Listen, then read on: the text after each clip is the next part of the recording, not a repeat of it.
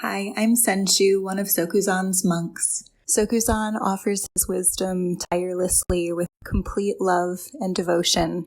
If you value these teachings, Sokuzan, the mandala of Sokukoji, please consider donating at sokukoji.org. Thank you. Good morning, good afternoon, good evening. This morning's Dharma talk is titled The Edge of Thought. The Edge of Thought has no location. But before I go into that, and also invite questions on that topic, I'd like to thank everyone who has not only participated in this Sangha and is today. We have 42 windows open, 3 of them are in the monastery. It's quite a bit of participation at a distance. So thank you for coming, and thank you for those of you in the community who are here.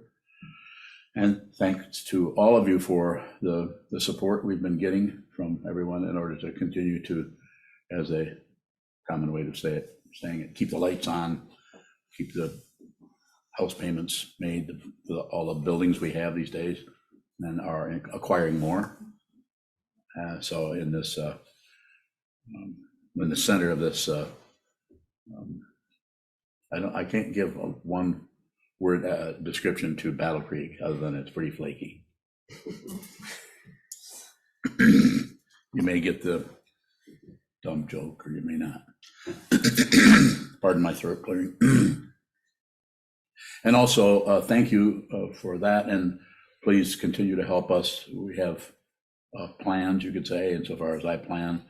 I do some, but not in the conventional way. I wait to see what happens. I do a lot of waiting, watching, observing. The very thing I keep emphasizing to all of you is, please, you want to do something with your consciousness and observe. Stop making up shit.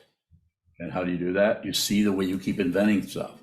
And these are little barriers around to keep you from, you don't want to get hurt too much. Pain of pain. Pain of pain is painful, but the pain of alternation can be even more painful. And the pain of the composite is unbearable. Those are the 3. So the edge of thought.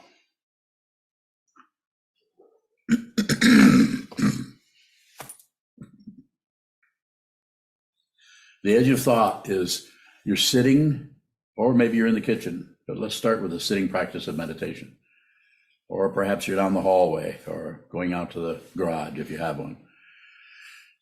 All the time. But let's come back to just sitting still. And the training part of this is to sit very still without being rigid, to just observe without necessarily being focused. We're not talking about samadhi here. We can talk about samadhi, but you need to ask questions about it, because your ideas about samadhi or stabilization are probably just that, relative stabilization, not ultimate. Is there an ultimate stabilization? I don't know. That's the kind of knowledge I'm talking about. It transcends this and that, right and wrong. It transcends it. It goes beyond it. Without going anywhere, because if it goes somewhere, we're right back to relativity again. This is a, this is a violet circle. Or I guess it's a V word. What's the other one for violet? Vicious. It's a circle, and it will get a hold of you somewhere right where you're terrified and you're covering something up. You need to look at that. Do you? No, do whatever you want. You hear me say this over and over. Please don't waste our time, anybody's time. Maybe your karma isn't to do this right now. I'm not saying you can't have doubts about what I'm saying. If you don't have doubts about what I'm saying, then you're probably not listening. This is not easy to receive this kind of a teaching.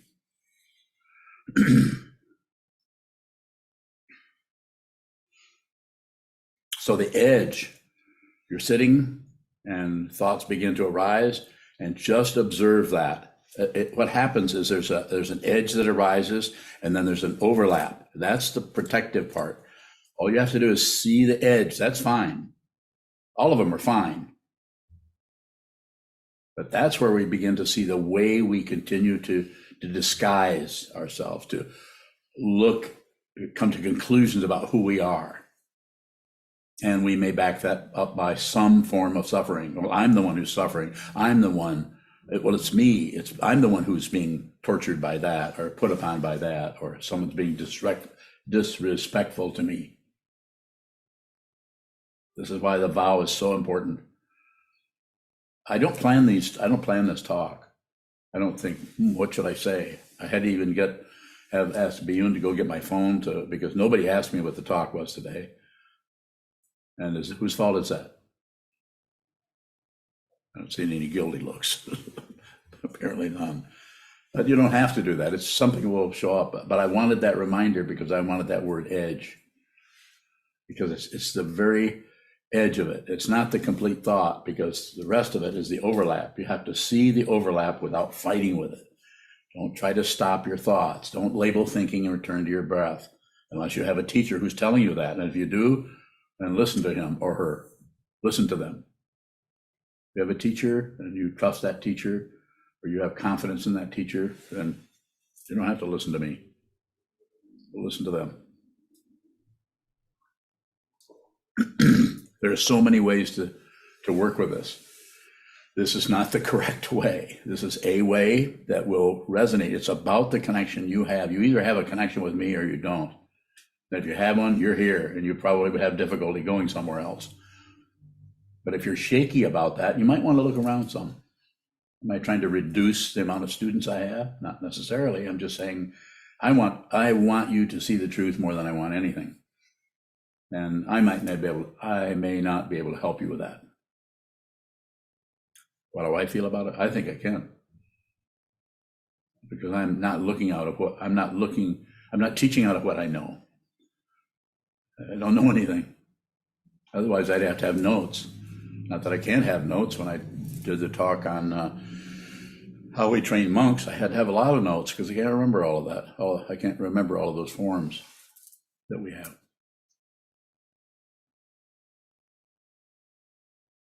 So I'm using that description, a leading edge of something. You're sitting and you're noticing something arises in a way of maybe a memory of something someone said a couple of hours ago, or someone you're interacting with that you're close to, or someone you're interacting with that you don't really know very well, but something they said is floating around in your mind stream, or showing up and disappearing and showing up as an otherness, and then you're entering into it, trying to deconstruct it so you understand from a relative point of view. It's not a mistake. It's just a circle. Nothing wrong with it. Most human beings are doing just that. Think up something, think about something else, think about what this means about that, and what does that point to? If this is happening, what does that mean? Even the Buddha talked about that. When this occurs, then that occurs. A very simple understanding of karma, or relative truth. But the complete understanding is not complete in the relative sense. It's complete because it isn't anything else. There is no otherness to it. And that's why it is totally frightening, if not devastating, if not, it puts ego into starvation mode. It can't find reference points. So it starts to twitch.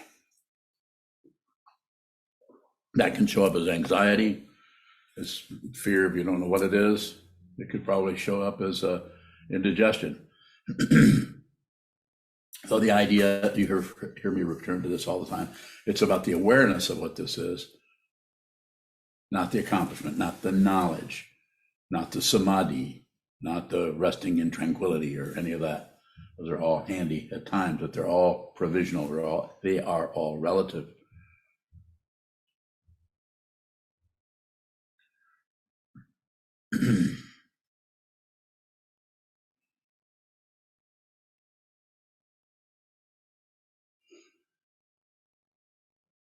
So the next time you sit to do sitting meditation, keep it very, very simple. When I say keep it, I'm not saying maintained. I'm saying look at the simplicity of your sitting, and you go into a daydream. Don't stop that. Don't come up with some kind of artificial idea about what meditation is about and try to live up to a standard of meditation. I must be very calm. I must be very peaceful. I must be in some kind of a state, a jhana state, or some state of samadhi, or what. what's in the Tibetan tradition is called the Vajra-like Samadhi. Vajra, indestructible, adamantine. It has no appearance, has something, therefore you can't destroy it. It didn't appear, therefore you can't take it away. It has always been there. Has it always been there? Find out. Don't believe anything I say.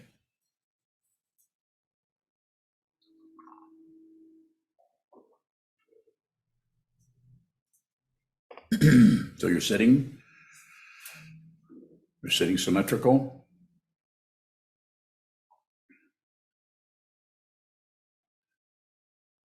And you're observing what is moving in the mind stream in terms of memory, or could be memory, could be probably a little bit of that about something else, or maybe you're just feeling how your body feels. You're just observing that.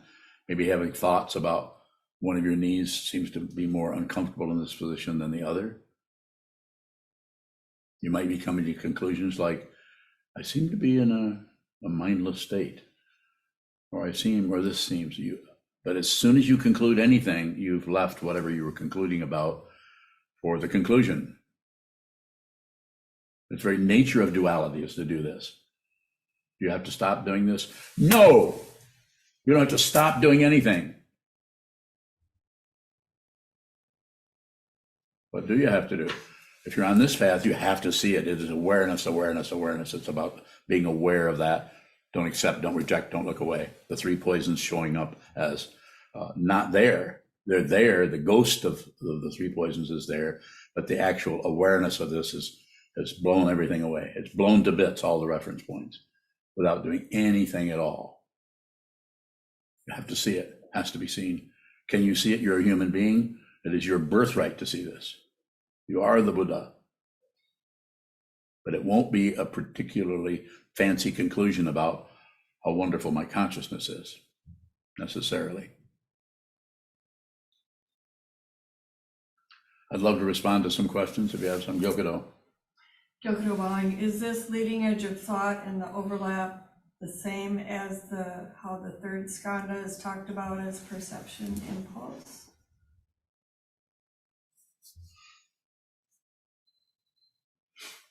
Yeah, it is. Gyokudo Bowing, is it something that happens out of our control whenever a thought arises? Yes, you don't have control.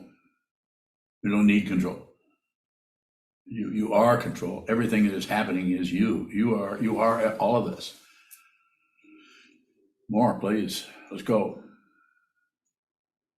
Gyokudo Bowing, if we're just observing this overlap, are we adding overlap onto overlap? Yes. So what should you do about that? Nothing.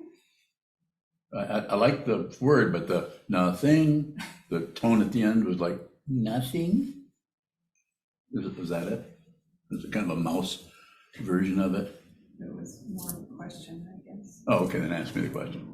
Is it nothing that we should what do nothing? about it? Is what nothing? What we should do about the overlap on the overlap? Just see that it's an overlap. Even concluding that it's an overlap is extra, because that you're going into the thought process, you're going into the thinking process, which is described as, or located as, which it doesn't have any location, as the fourth skanda, or thinking. Ondo. Do we have control? No, the relative thing of I can either pick up the kotsu or put it back down. So that is part of the illusion that we are deluded by. It's an illusion that we're doing this. This is not what we're doing it, but it's an illusion. And if you don't do anything with it, then it has its own dynamic, its own energy, its own kind of energy. But yes, go ahead. So then, is there anything different between control and no control? We think we have control. We think we have no control. Is there any difference between those two? Same. More? Are you able to ask a question when you get a response like that? Not right now. Go ahead. Bowing, when you're talking about the overlap, is that the same thing as when you talked about people ramping up their speech, like the ramps? Somewhat, but the ramping part, that's a very deliberate, ramping. Whereas the area in the mind stream, as you're sitting, is much more subtle, and it's more of a, it's like Rinpoche always used the knee jerk.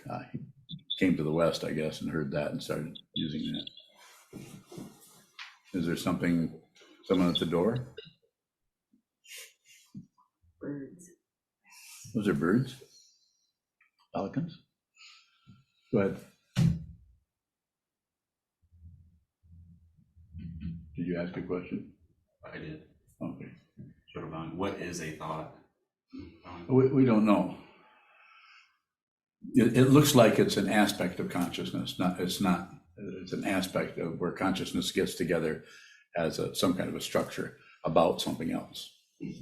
And so that's how we think. But we don't know what thoughts are. But we don't have any problem. We say, what have you been thinking about? Well, not much. How about you? I've been thinking about having a new garage built. I'm tired of parking out in the rain. Thoughts. And we create, we fabricate just instantaneously. We are so incredibly creative as human beings that if you get frightened at all, you immediately come up with all kinds of ideas about how to protect yourself, because nerve endings everywhere. But we don't know exactly what the thoughts are, but it's consciousness finding its own form. What is the form? It's based on relative situations, so it's probably going to be protection or advancement or encouragement or enthusiasm, all of the other things that trail along right behind the emotion or in front of the emotion as some kind of structure. How do I know that? I don't know it. I don't know it. I see it. I am that. You are too. You don't have to separate yourself from anything, no matter how horrible, no matter how beautiful, and no matter how ordinary or flat or boring. More? Sort bowing, is our thoughts a kind of ignorance? Bowing? How does it look to you?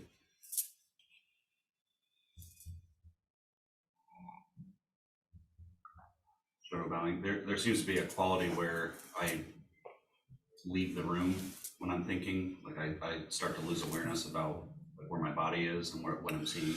So that's awareness, and that comes up from being a meditator. You begin your awareness starts to see more, you could say intimately, the way in which you are using your thoughts and your ideas to ignore, to get out of here, to abandon things that are challenging to you or seem to be causing discomfort or pain. So it's the awareness of that, not stopping that. Sometimes on the spiritual path, quite often the misunderstanding, from my point of view, I might be misunderstanding what I'm calling misunderstanding in such a way that those who developed that understanding intentionally made it misunderstanding, so that the misunderstanding that I would be coming up with would be very similar to the misunderstanding you're having. You following that? You better be. I'm going to ask you to repeat it in a minute. Do you see what I'm saying? You can do it. Consciousness will always find the form it needs. And if you're liberated from right and wrong, up and down, back and forth, then everything is manifesting as this. Always. It's just this. The sense of future time and a past time is an illusion from the point of view of ultimate truth, which is a point of view, but even that's suspect. Wando Bowing, Semi from Vancouver is asking, fight, flight, or freeze regarding the sympathetic nervous system sounds a lot like the three poisons. What are your thoughts on this? I don't have thoughts. Thank you for the question. You have a direct question, and I'll respond to that. But I'm giving a Dharma talk, and if I respond to that, then I would go off on another. It's a good question. I could maybe talk about that someday, in a few months or something. Yes. Bowing, Pamela from Universal City, Texas asks or says, I get clear pictures, sometimes like scenes from a movie. Is this wrong? No, enjoy yourself, or be frightened by it, run away, or run towards it, or ignore it. Those are the three again. They're always showing up. This is the way we secure and propagate even and grow an ego, a self who can win or lose, or we're all doing it. And sometimes we'll use another person as our enemy, the person we're against. Even Dharma teachers will use that. They'll be against a particular kind of teaching because their teaching is more correct, or something like that. Sokuzan, what is the distinction between the leading edge and the overlap? And the what? Overlap. The leading edge part, I'm using that because when you begin to see that that thoughts are being generated, and then the overlap is when you see that you're not only generating a thought, but then there's another thought that seems to come out and sit on top of that. So if you want to get into it more closely, or more, you could even say more precisely, you can see that the consciousness that is showing up as the seventh, or the greedy part, or the paranoid part of the mind will participate in either one of those. Will participate in the leading edge because it doesn't want to be seen. The ego does not want to be seen. It wants to be protected, acknowledged, and wants to be right or correct. Or if it is wrong, then it's totally ashamed and embarrassed and so sorry that I showed up that way. That cycle will go back and forth between pride and shame, love and hate, right and wrong, up and down, back and forth, life and death. We even do it with life and death. You actually can die and come back. Sorry, I'm laughing. I'm laughing because I don't know what the hell I'm talking about. That's why I'm laughing. And I don't need to know. I'm not concerned. Go ahead. Sokuzan, does the leading edge have content? Yes, it could be something showing up that you're sitting and not much is going on. You're sitting, you're adjusting your sitting, your clothing, and so on, and you're getting in a position you feel like you can sit still for a while, and then thoughts will come out about something that someone said a few minutes ago. So that's kind of the leading edge, is something is coming into this complete presence. This presence is just here. Nothing is happening. There's no particular thoughts going on. And then something starts to arise that starts to crawl up your rib cage. And so you start thinking about that, or worrying about that, or feeling resentful about that, or feeling really delighted about that. It does not matter. Any position you take on anything leads you into samsara, leads you into the circularity. The circles are everywhere. Everyone you meet is going in a circle. And you can join their circle, sometimes called a conversation. Leading edge, more. And then the rest of it is things that come on top of that secure that. Or they could peel off. Things could come on and peel off. If you watch it, that's the only kind of words you actually are able to use. Otherwise, it gets personalized and you get trapped by it. Anytime you're viewing the thoughts coming and going, it's so easy. They have so many hooks in them that are propelled by hope and fear. And that is propelled or secured or reestablished by belief that there is someone who's having the thoughts. The thought, even what the writer, former Buddhist monk Stephen Batchelor has a book called "Thinker with No Thoughts" or something like that. Not particularly promoting him. I don't promote his teaching at all. I think it's interesting, some of the things he says, but not as a Dharma teacher. More. Sano bowing. Go ahead, Sano. How can someone be a former Buddhist monk? Sano bowing. You can't. So you don't have to worry about that anymore. Okay, excellent. In your case, you're always a Buddhist monk. Always have been, always will be. Ondo. There's a follow-up question from Pamela. She says, when I see the scenes from a movie, is this going to happen in my reality or just my mind flexing its muscle? You know, you have a lot of auras there, and I wouldn't say it's any one of those. I would say keep it more. When I say keep it, I'm just saying you don't have to go those directions. You don't need that. You really don't need, ego needs those explanations because it uses that. It's what it chews on all the time. Me and my stuff, my ideas, and I'm right and I'm wrong, and this is a movie and this is not a movie. You know, just that's what I'm sensing from I don't know you, so I could be meeting you in a place that you're not, that I think you are, that you're actually not at. But the way that your last two questions sound, I would say sit a lot, sit down, hold still, face the wall. No technique other than hold still and observe. That's the technique that I teach. Shikantaza. Have to have a name. We could call it vitamin E. Wouldn't make any difference what you call it. But it's just hold still, watch the movement, and create. Don't create anything if you can. But if you do spontaneously create thoughts and emotions and memories, then just observe them. As much as you can, become an observer of what arises rather than a participant. But don't fight with the participation. If that starts happening, then also give in, cave in. We're not talking about the kind of military discipline. I had a good taste of that. That's not what we're doing here. It's not about controlling anyone.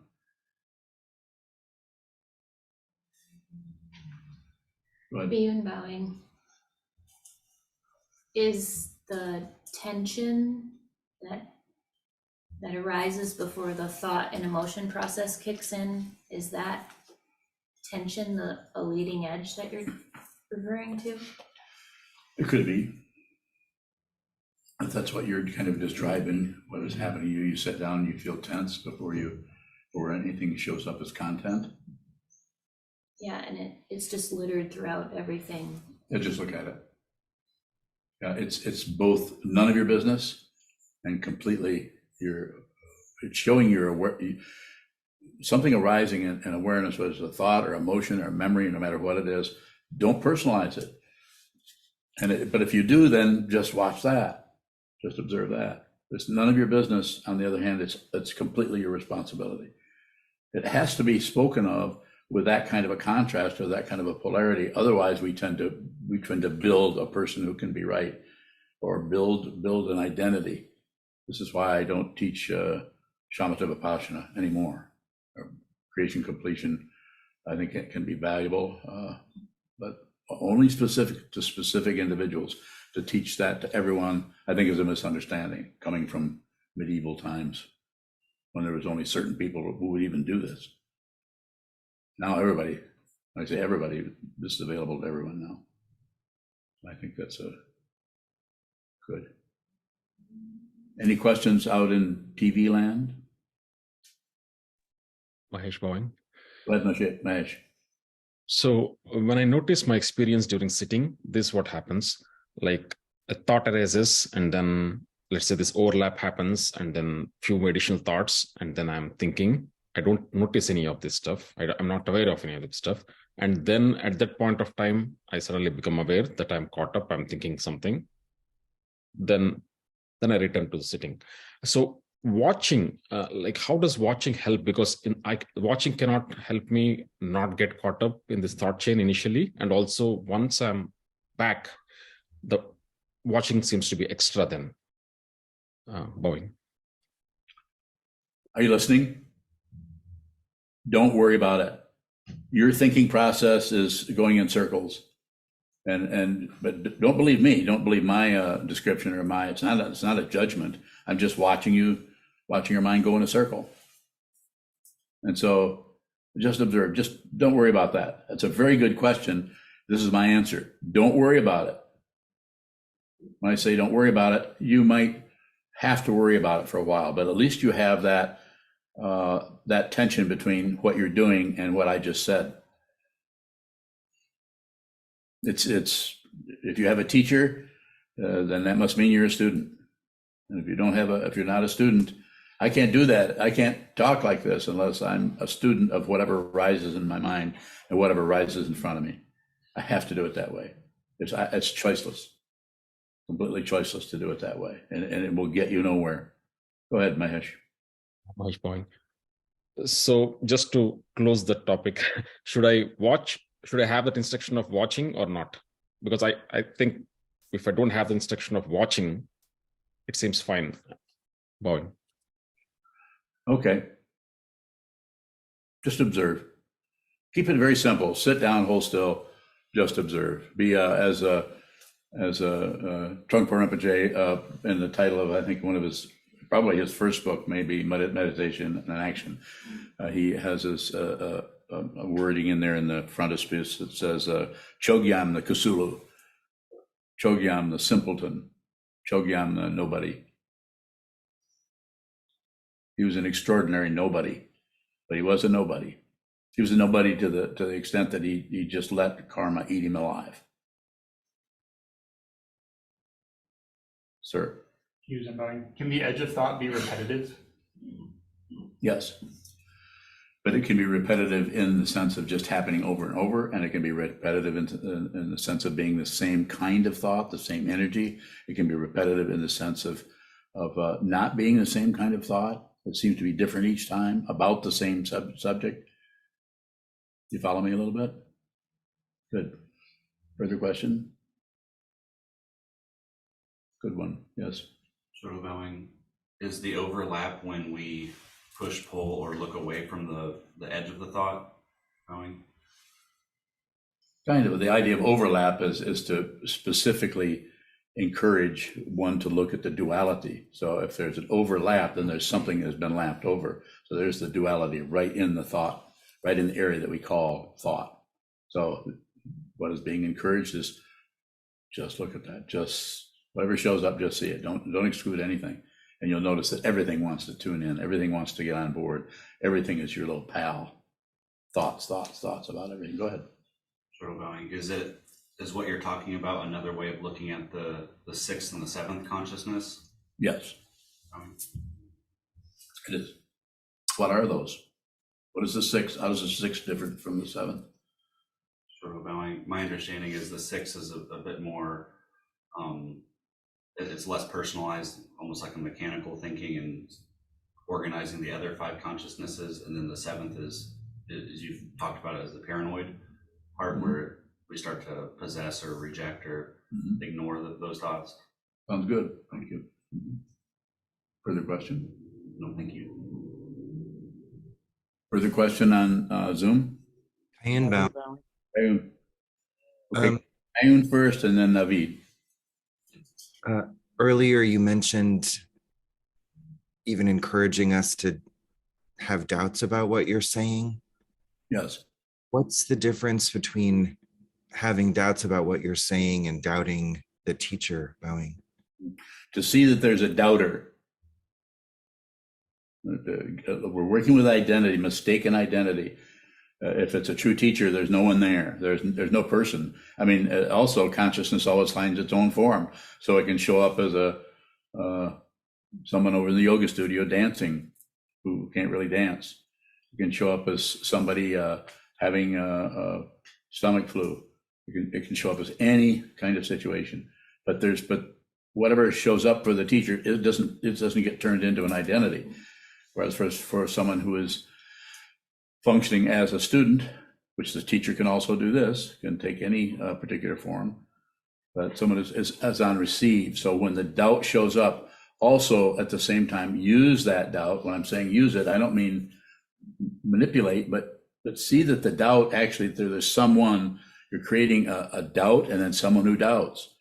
So a very subtle form of duality is showing up that you can make use of, if you wanted to use that kind of a description, to actually see more deeply into the nature of the primary confusion, thinking there's a self and another, or duality, this and that, this and that.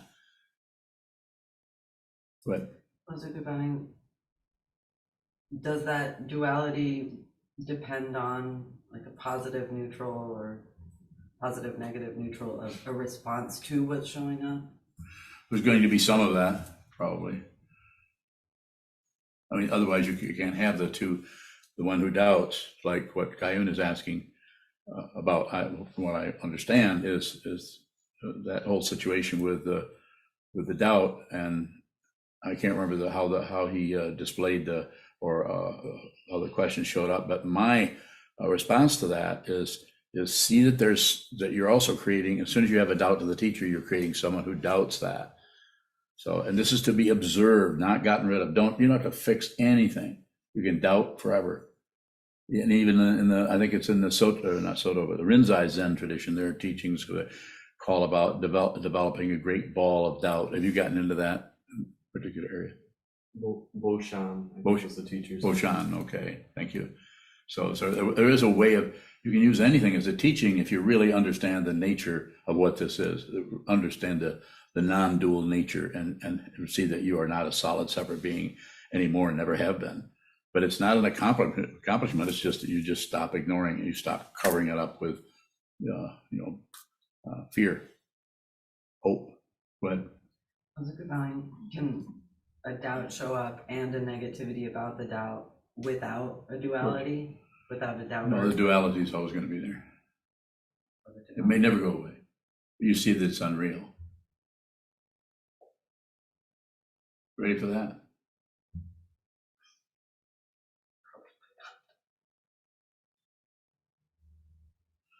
Well, get busy. Get busy at the wall. Here. Shuttle bowing. Got you next, Naveed. Go ahead. For you, does the seventh consciousness still show up and try to push, pull, or look away from? Nothing's changed. You're looking at the same crazy person that got on this path close to 50 years ago. Same situation is happening. It's just that it is seen for what it is. The consciousness is no longer curled up into a ball trying to hammer things. But if that does happen, then the whole thing is bigger than our little dot of a little piece of sand in the middle of the Mojave. Go ahead. Shuttle bowing.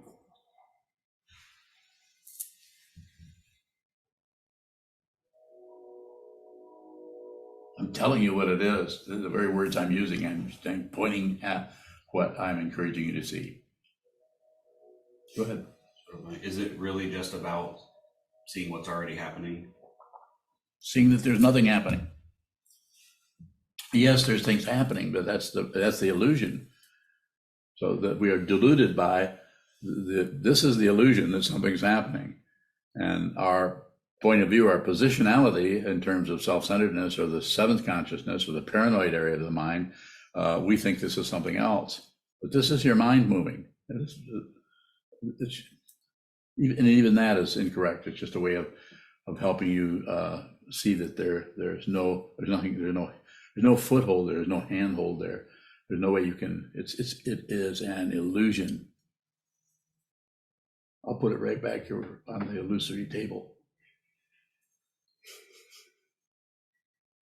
What's being misunderstood in the mind that does see that as happening or occurring? Separating oneself from consciousness or awareness into an object in consciousness or awareness as a thing or somebody who's here watching something else that's over there. And then using all of the things like gravity helps us feel like we're a solid being. The sense fields, we grasp onto those, we smell, we taste, we touch, we hear, we see. All of those are perpetuating the belief that I am this body and my mind is somewhere in here. Naveed bowing. So how can the awareness of the not knowing sustain its coherency without an identity or a kind of a reference point? Bowing. That's how it does it. You just described it. Nothing is sustained. Consciousness does not need your help. You do not need to work on it. You do not need to sustain it. Let's go further. Keep going. Yes, so that's very unsettling when you No shit.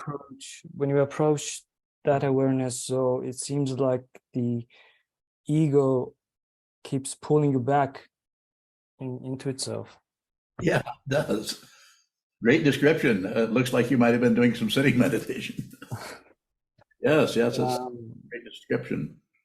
But I don't know how this. How old are you? How old are you? I'm 39. No, you're not. Yes, I am. Okay, what were you asking me a question? We'll argue about that later.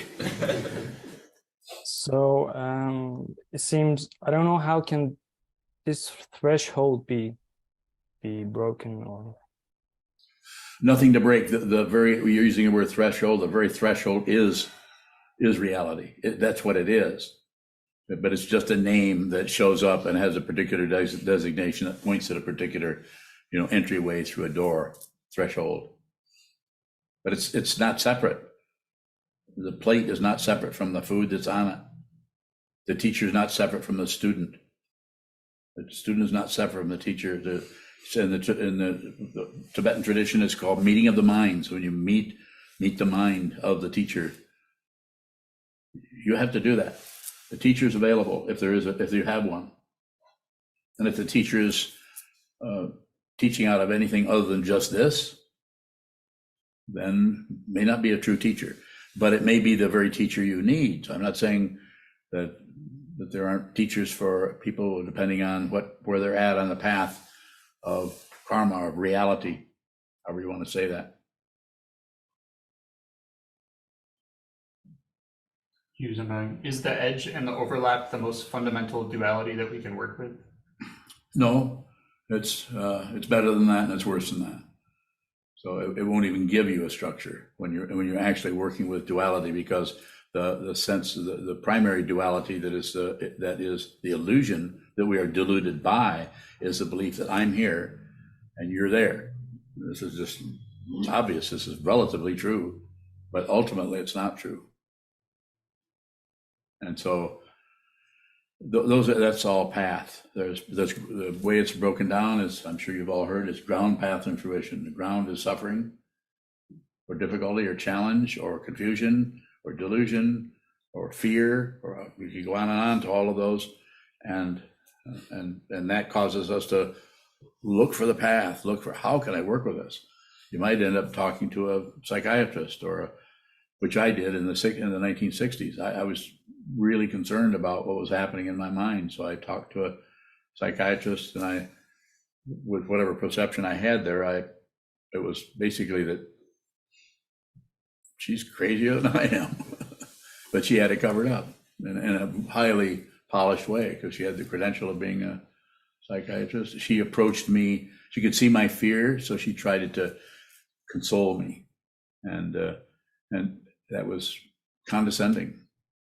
She was assuming that she was superior to me, and so therefore she was the authority that needed to calm me down by complimenting me on I had a really good brain. I think I'm quoting her there. That was not helpful to me, other than I kept looking. Sir. Is edge and overlap a proxy for self and other? It could be. You could think of it that way if you wanted to use those concepts. So you also need to look in there and see that doesn't really separate the karma that you need to receive, like you're receiving your ears, your lips, your skin color, your dynamic, your intelligence level, on and on and on and on. Your tendency to not get enough sleep or to be unhealthy in certain ways and really healthy. And just the relativity just is extensive. It's so extensive there that even things like fingerprints, you can actually use a fingerprint to identify somebody. What is that old saying? No, all fingerprints are alike, or something like that. That one? Yeah. Why? They're all fingerprints. It's not your toe. I mean, we'll do anything to be right and make sense, even though it's totally nuts what we're saying. So those can be used the way you're saying. Go ahead. Is there a more fundamental way to work with self and other? Yes, there certainly is. Just observe. Stop producing. Don't think. Don't produce. And if you do, just watch it come and go, just like leaves falling from a tree. Thoughts. Personalize those into me and my thoughts and what I'm thinking about what he or she or they did or are saying, or how their response to me is not exactly right. They shouldn't be treating me that way. Then you're personalizing it. Make a little bit of sense to you? It oughta. But it's not just you. We're all doing our own version of thinking our thoughts are real and thinking that we're a real person who's having a real issue or problem.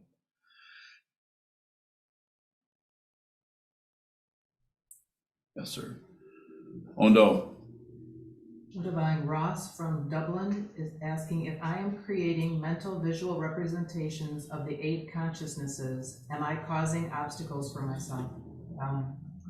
Probably, but it doesn't matter. Just that you're able to say that means that I don't know how much sitting practice you do. But I don't know if I've ever even met you, but I would say less is better. And then the primary less that I promote, if you want to say anything, is sit still, sit symmetrical, have all the senses open, and particularly the eyes, look at something that's not moving, like a wall, and observe what shows up in the mind stream over and over again for the rest of your life until until there is no separation between the meditation and your everyday life. That actually will show up. You just have to do a lot of it. And you need a teacher, and you need a teaching, and you certainly need a community, which you have here for a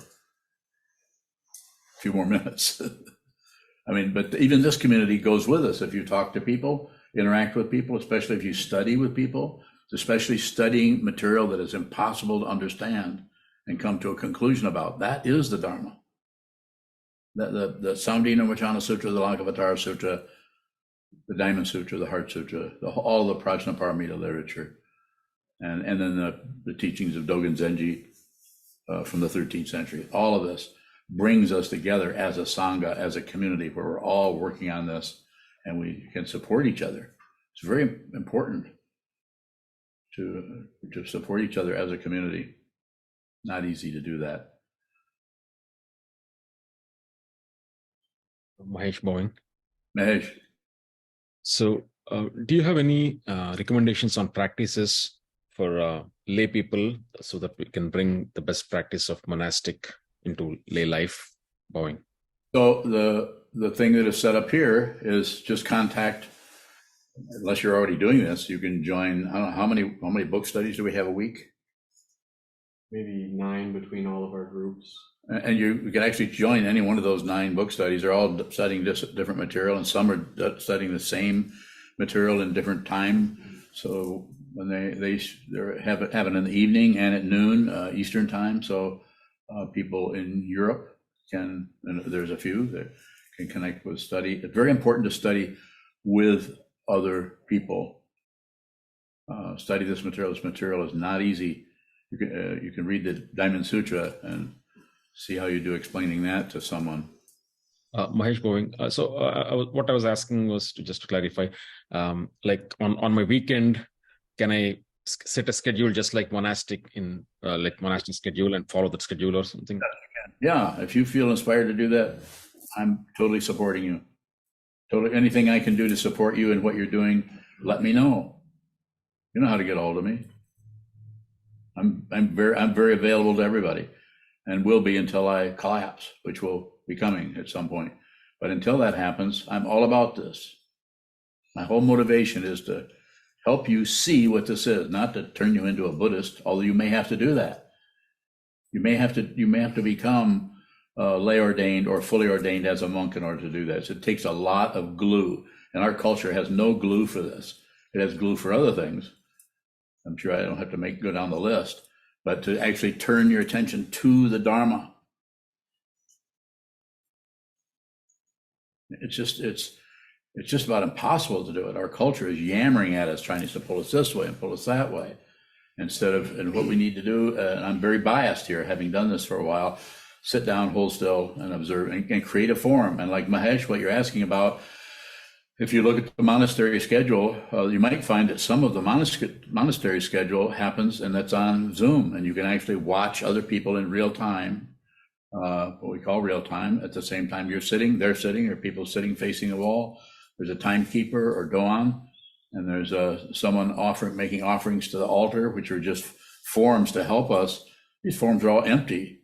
They're empty of what they look like and empty of what you think they are, and they're empty of their own emptiness. Literally. But we need this. If we're going to do this, if we're going to transcend this world, before we actually, that particular support we call the physical form, the human form, this comes apart. You are not even a human being. This is just temporary. We're just here for a while. We're so lucky, you could say it that way, to have stumbled into the Buddha's Dharma, 2,500-year-old spiritual path. So I would say that find a way, Mahesh, that you can use that or set up your own. Or if you want to talk to me about it, I'd be happy to do that.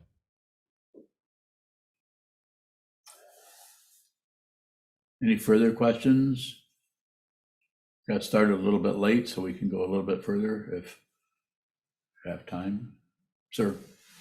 Shoto bowing. What's the difference between someone teaching out of what they see and someone teaching out of what they think they see? Well, one is a relative, could be a very high level of relative understanding, teaching the provisional teachings, the Four Noble Truths, the Eightfold Path, the 12 links on the chain of existence, the 4 marks, the 3 marks, the 3 realms, 6 realms. I mean, you go on and stretch it all over the place. You can teach that material because it's a basic structural or conceptual teaching about what the Buddha was pointing at. But to teach out of what you see in the common way of saying that is teaching out of what you realized, teaching out of your realization. If you're teaching out of that, then you may think, you may not. You may use the 5 skandhas to. You might be in an area where we go back and use that as a structure to reinforce or promote, possibly, or support what you're pointing at. You ask me a question, I'm responding to you. There isn't anybody but you. That doesn't mean that I'm necessarily personalizing it to your particular neurosis, but maybe you might feel like that. If it points out your neurosis, and you're a student, you have a teacher, then you'll take it that way rather than taking it personal. It might be a long time before you can see that anybody who talks to you or interacts with you is your teacher. Teachers everywhere. It's the universality of the guru. It was talked about way before I got here, and that's something that Trungpa Rinpoche, everything is teaching all the time. Everything is preaching the Dharma. And what is it saying? My way of saying it, not separate, not separate, not separate, not separate, not separate, not separate. Not separate, not separate, not separate, not separate, not separate. That's not an act. Nor is it separate from an act. So if you're a student, you'll hear what that is.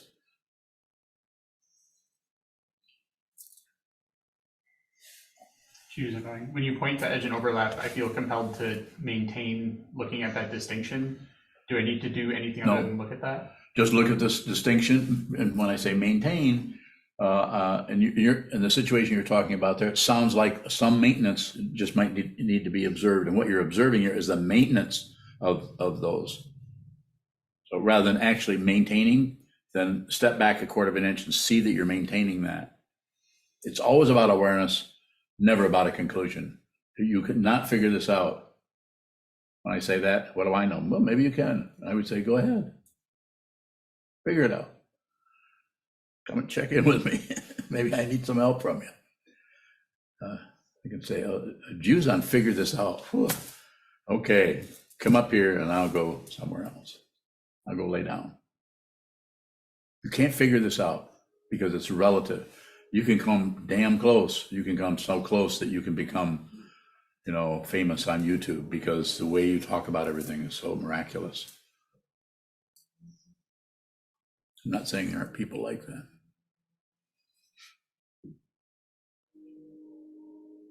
Any other questions?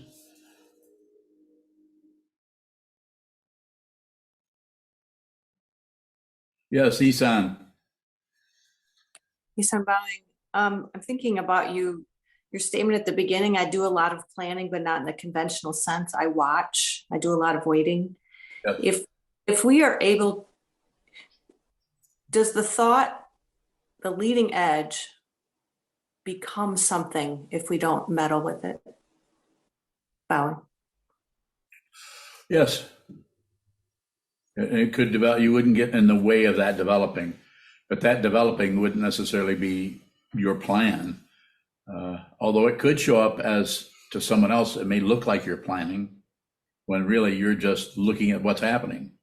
It's just happening. You're there's a word out of the Western tradition called participation mystique. I don't even know who came up with that, but it's always stuck with me for the last 60 years or so. But there's a mysteriousness about the way in which we are together with everything.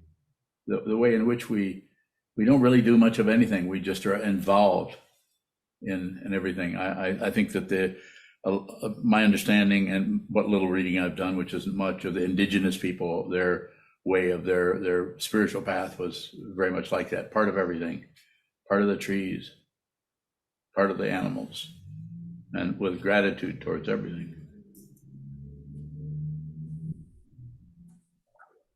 Chogadawa, don't scratch your back because it looks like you're asking a question. You don't have a question? Why not? I don't know. I like that answer. It's a good one. Further, anyone? Anyone else on Zoom? We've lost a few people, but there's still 45 windows. So Chisho, go ahead. Chisho, in one of your meditation instructions, in the 108 meditations, you say that as mind arises as awareness, thinking also arises there. Yes. So when you say leading edge in today's talk, are you talking about awareness just ahead of the thought process coming up, Bhavin? I'm actually talking about the thoughts that are rising in the awareness, at the immediacy of them.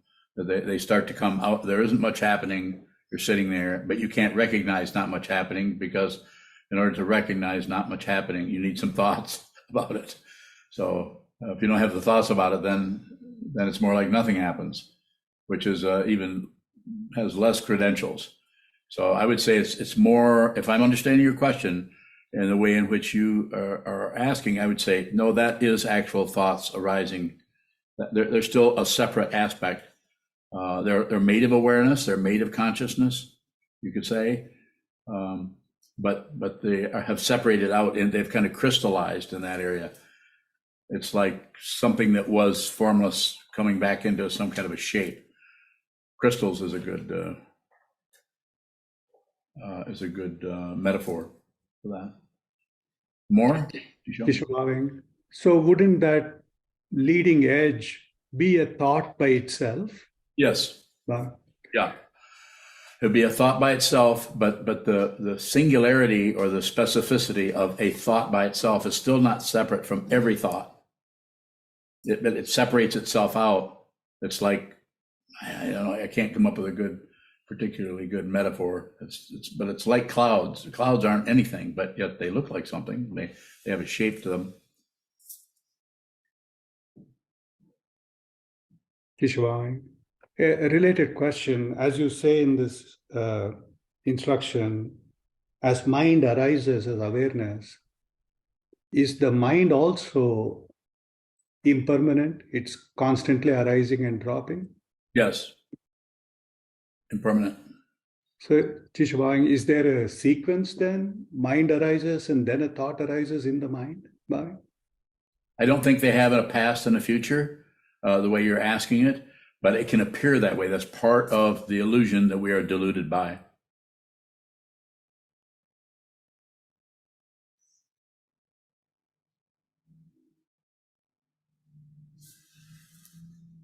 Yes. Eric Hendrickson asks, what is the difference between not pursuing a thought beyond its leading edge and ignoring the thought? So not pursuing it, it may hang around, it may badger you, but it's just there. And the other one, if I understand the question, is kind of trying to distract yourself from it, or be in a state of no thought or some other positionality. If this is clear, you don't care whether you think or not. You don't care. You're not even concerned with how you feel, because you know that those are unreal, that they're positional, and they support something that is unreal, which is a separate self, separate from anything. I'm not saying that if you feel really bad that you'll you'll make light of it. You might make heavy of it. It might feel terrible, but you're deeply not concerned because you understand the nature of anything that arises is impermanent. And if it shows up in your mind stream, as I've said, kind of in a silly way, but it might connect with you more if I say anything that arises in your mind stream has a right to be there or has a ticket to ride. It comes already provided with dependent origination to speak about it relatively, but yet endeavor to point to its ultimate nature. The ultimate nature is there isn't anything else. It's empty. The traditional teaching is empty of other. Do you know where that comes from? Empty of other. Crocodile, empty of other. Shentong. From Shentong. Can you explain that? Progressive stages of meditation on emptiness. I think the last one is Shentong. Yeah, and so what's the difference in Shentong and Rangtong? Rangtong is empty of self. Shentong is empty of other. Yeah, so empty of other, empty of self is egolessness, but that's only part of the work that needs to be done. Sometimes people grasp at that sense of no self. I had people come here and leave who were had a lot of relative clarity about not being a separate person, but they weren't able. My idea about it, my understanding of it, they weren't able to go further and have a total wipeout, which was nothing is wiped, of course. Shentong and Rangtong, if those of you who want to pursue that, Kempo Sotrim Jamso has a book called Progressive Stages of Meditation on Emptiness. It's a very small book, but it's quite packed. And I don't know who publishes it, Wisdom? You can find that on wherever you find books, if you wish. Not easy book. We've studied that twice, at least twice or three times as a group. Is there a final? No, do you have anything? When you're bowing, we have a calligraphy hanging here in the Zendo that says "Mind is Buddha." That one. Yes. Is Buddha impermanent? Bowing. Everything is impermanent. But it's a teaching. Buddha means awake. So are there words. So, but there's ways of talking about it. You could also say that which is being pointed at is no longer called Buddha. But that's not impermanent because it doesn't arise. Everything that arises is going down. So anything, thoughts, emotions, memories, your presence here, your physical form, your difficulty with your health or your ability to do this or that. Yes. Sokuzan, you said, or heard you say once that everything's preaching the Dharma. Yes. How can we approach the spiritual path that isn't just turning away from relativity? Well, we need to turn away from the relativity because of relativity. That's why we have monasteries. That's why we have mountaintops. They were going to have mountain bottoms, but then they found out monks couldn't hide out there. You didn't know about that? So they made mountains go this way instead of go that way. It's hard to hide in a hole, but you can hide at a mountaintop. That's called the spiritual path. But this is a mountaintop. Your cushion is a mountaintop. The wall you look at is a mountaintop. You don't need to abandon society. You still go out and go to the grocery store. In this monastery, you're not abandoning anything. We're totally connected to this neighborhood all over the place and intend to continue to do that. We're not going to isolate. Is that what you're asking me about? It just seems like if something will show up relatively, it can be easy to dismiss it as, oh, that's just spinning, that's relative, and you turn away from it that way and not see that it's preaching the Dharma, whatever it is. Yeah. Everything's preaching the Dharma. But everything is saying not separate. If you look at it, it's not separate from anything else. So it's telling you the tabletops, the floor, the dog poop in the yard. Everything is saying that to you.